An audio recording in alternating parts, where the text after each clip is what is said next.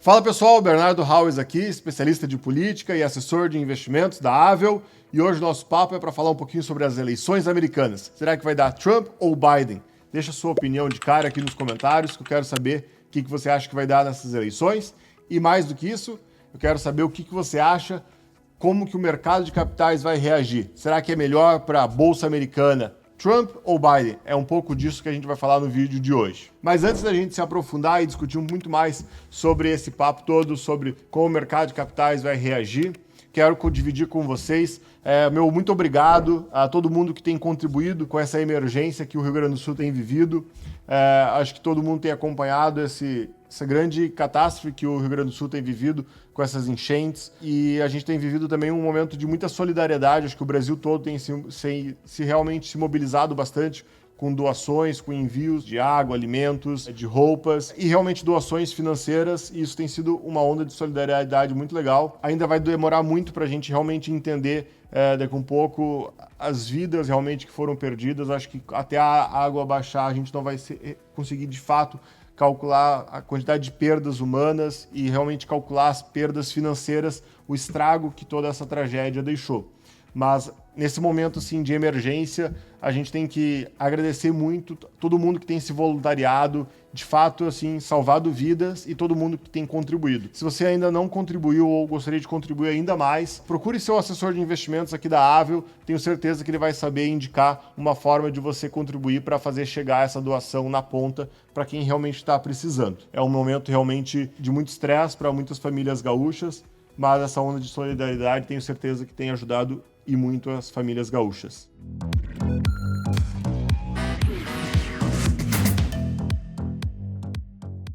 Falando um pouco mais agora, então, sobre o tema das eleições americanas, que tem mexido bastante com o mercado como um todo, e não só com o mercado pelo fato das eleições americanas, mas também pelo fato de que a gente está num momento novo da economia americana, num momento único onde a gente tem taxas de juros muito elevadas nos Estados Unidos, das mais altas das últimas décadas, combinado com um cenário de endividamento muito alto. Então esse é um cenário único na história da economia americana e da história global, combinando taxas de juros muito elevadas, uma eleição americana pela frente, um endividamento muito alto e conflitos na Europa e no Oriente Médio, onde os Estados Unidos está presente indiretamente, apoiando a Ucrânia e apoiando Israel. Do outro lado da moeda, você tem a Rússia contra a Ucrânia, um inimigo histórico dos Estados Unidos, e do outro lado, apoiando indiretamente, fornecendo armamentos e assim por diante, também a China,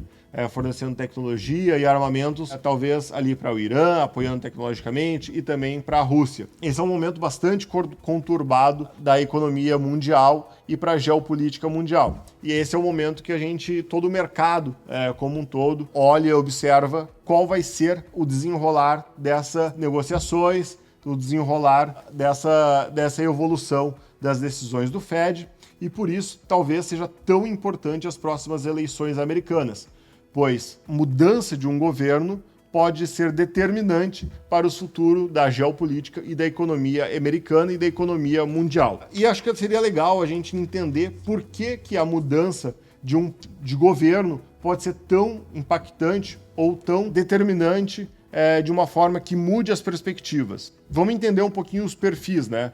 O Biden, que é o atual presidente americano, ele é um democrata à moda antiga, é um cara ligado ao sindicato, é um cara ligado à velha economia, é alguém ligado a uma esquerda mais tradicional americana, mas também com uma geopolítica mais tradicional, anticomunista, que combate de forma mais declarada a Rússia, a China, tem uma visão mais anti essa esquerda geopoliticamente falando. Mas, ao mesmo tempo, ele tenta agradar os setores mais, digamos assim, progressistas da esquerda americana, com políticas identitárias, questão ambientalista, pautas feministas e assim por diante. Ele tenta conciliar esses dois mundos de uma esquerda mais antiga, tradicional, sindicalista, e também dessa esquerda mais progressista, liberal, que existe nos Estados Unidos. E é um cara bem mais velho, né? Que se discute muito a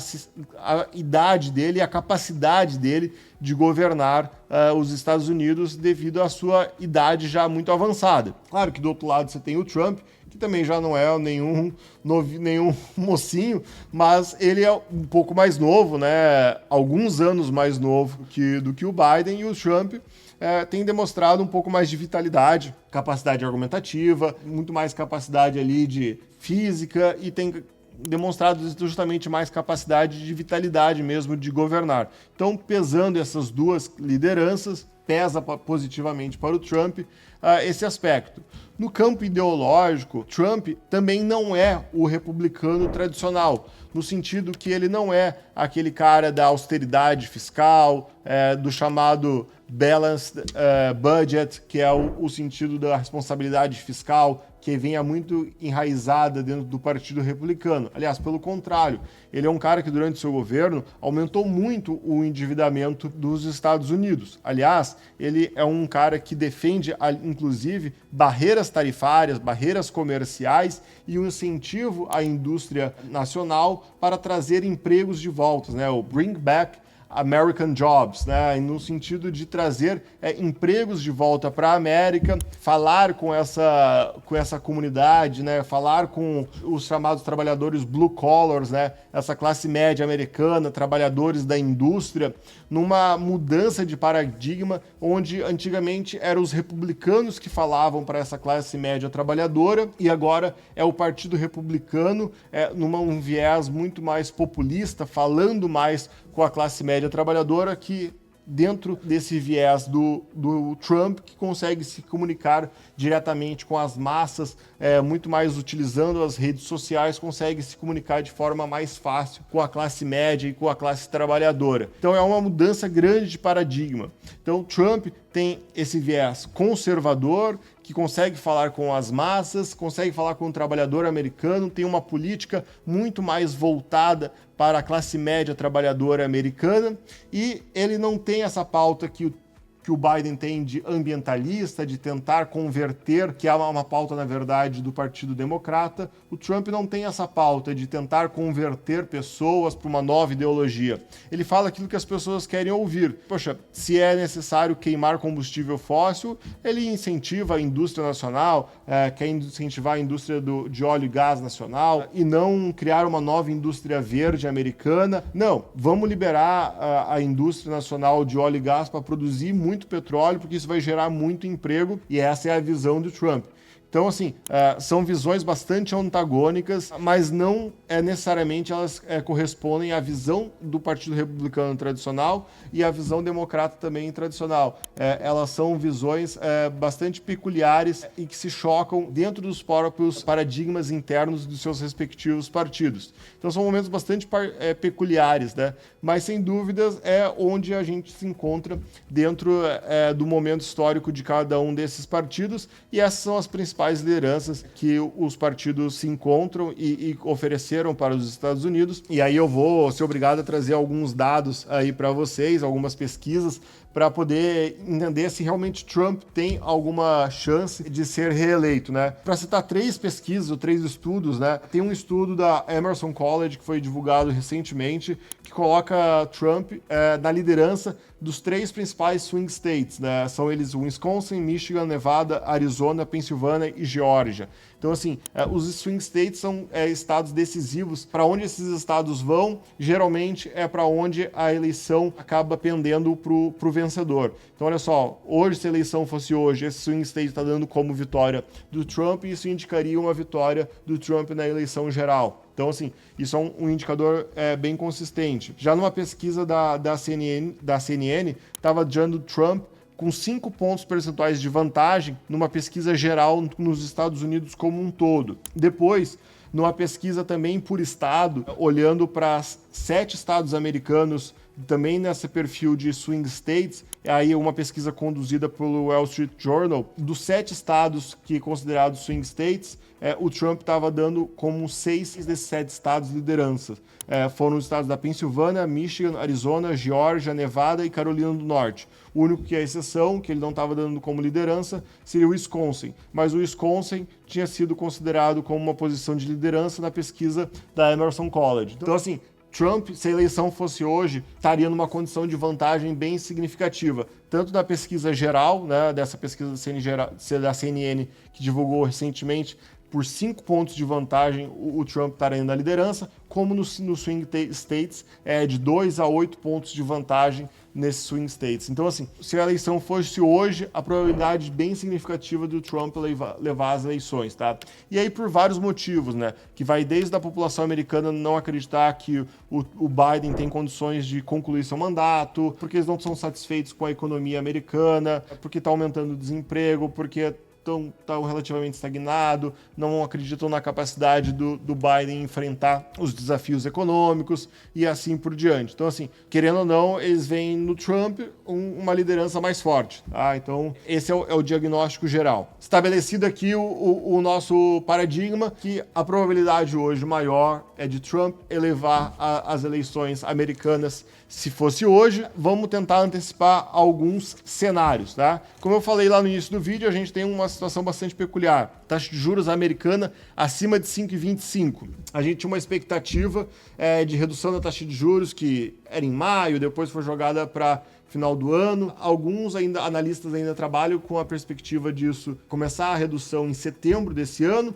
Alguns mais pessimistas já jogam para o final do ano, que a redução vai acontecer só lá para outubro, novembro, dezembro, dessa redução da taxa de juros. Então, olha só, o horizonte de queda da taxa de juros dos Estados Unidos está bem dilatado, né? Isso é, sem dúvida, um cenário bastante pessimista. Então, isso traz cada vez mais peso para a economia americana e fragiliza também a economia americana, e o mercado de renda variável também começa a pesar. Isso traz mais incerteza, traz mais dúvida. Por outro lado, favorece o mercado, digamos assim, de renda fixa. Quando há incertezas, quando há dúvidas, para onde que vai o dinheiro, para onde que o mercado como um todo foge? Para o Treasury, né? Todo mundo corre para a segurança, seria o tesouro de curto e médio prazo, e querendo ou não, está remunerando taxas bem boas, né? Mais de ali, né, 4,9, 5 ponto alguma coisa no tesouro de curto prazo. Então, assim, é uma boa rentabilidade, considerando o retrospecto de médio e curto prazo ali. É uma taxa muito boa, considerando o que a gente tem de histórico dos últimos 5, 10 anos. É realmente uma taxa muito boa. E aí você pode me perguntar, poxa, Bernardo, mas você está trazendo aí um cenário super pessimista. Então, taxa de juros elevada, geopolítica no mundo aí catastrófica, guerra para tudo que é lado, S&P 500 não anda, num compasso de espera. Bom, o que a gente tem de perspectiva? Trump vai, se eleito, né, no final do ano, ele tem desafios realmente para enfrentar. Ele tem uma negociação dura para acontecer com a Ucrânia e Rússia para tentar encontrar um meio do caminho ali e tentar uma questão de paz. Essa é uma dos grandes desafios. E outro desafio dele é, sem dúvida, o Oriente Médio, né? Os Estados Unidos vinha tentando um caminho de paz ali via Arábia Saudita e Irã para apaziguamento ali dentro do Oriente Médio, quando estourou a guerra em Israel, né, através de um ato terrorista do Hamas em Israel, e agora a ameaça de Irã se envolver nessa guerra. Parece que Irã não está muito disposto a se envolver e escalar a guerra. Isso é um ponto positivo, mas sem dúvida é um conflito ainda aberto, uma chaga aberta em Israel, que os Estados Unidos está tentando desescalar esse conflito. Não se sabe se isso vai perdurar até novembro, a gente espera que isso acabe antes, obviamente, mas isso, se perdurar até novembro, vai ser uma missão aí também para o próximo governo dos Estados Unidos. Do lado da Ucrânia versus Rússia, a probabilidade disso se perdurar por mais tempo é maior, né? Afinal de contas, nenhum dos lados ali tende a ceder. Então, vai demandar do lado dos Estados Unidos uma participação. Afinal de contas, é basicamente os Estados Unidos e um pouco a Europa que tem financiado a Ucrânia para resistir às incursões russas, né? E vai demandar uma participação mais enérgica dos Estados Unidos para fazer que a Rússia, de fato, um cessar-fogo e um recuo das forças russas. E vai ser muito difícil que a Rússia recue, de fato, sem conseguir nenhum território para chamar de alguma forma uma vitória. Então, como resolver esse conflito ali vai ser uma missão bastante complicada. E assim, sobre o governo Trump, tende a ser algo um pouco mais isolacionista, né? Trump tende a ter um olhar muito mais voltado para os Estados Unidos, tende a querer não investir tanto em ser a polícia do mundo, tanto que ele cobra muito dos países europeus que invistam mais em orçamento militar, que façam a sua contribuição de fato regimental, digamos assim, da OTAN, que eles vinham não fazendo. Tanto que agora, desde a invasão da Ucrânia, e antevendo já uma troca de poder nos Estados Unidos, e dado essa situação toda de conflito na Europa, vários países têm aumentado gradativamente, e aliás aumentado muito, o seu orçamento militar, são eles principalmente Alemanha, e França e Reino Unido, eles têm aumentado de forma substancial o seu orçamento militar, já se preparando e antevendo para uma diminuição do papel dos Estados Unidos como polícia do mundo e já se preparando para aumentar as suas defesas na Europa. Então isso é um ponto importante. Do lado positivo, digamos assim, é bem provável que a gente veja, se a gente conseguir um encaminhamento positivo nos conflitos, por exemplo, ou uma manutenção do status quo na situação da Ucrânia e alguma estabilização da situação de Israel, é bem provável que a gente veja uma questão do S&P 500, ou enfim, do mercado de renda variável americana, subir, tá? Passado esse período de incerteza quanto à economia americana, quanto às eleições, e agora uma estabilização da inflação e uma gradual queda da taxa de juros, e desde que o endividamento americano como percentual do PIB se torne sustentável, ou seja, mesmo que haja um aumento da dívida americana, mas que haja também acompanhado disso um crescimento da economia americana e, portanto, o percentual da dívida como PIB, né, um percentual da dívida por PIB não seja tão elevado, se mantenha no mesmo patamar, a gente deve observar um crescimento sustentado ali da economia americana e a gente deve observar também um crescimento normal do S&P 500. Aliás, o S&P 500, se você olha janelas de 5, 10 anos, mesmo considerando as alternâncias de presidente desde 1929, é uma linha ascendente. Então, assim, Biden ou Trump é basicamente irrelevante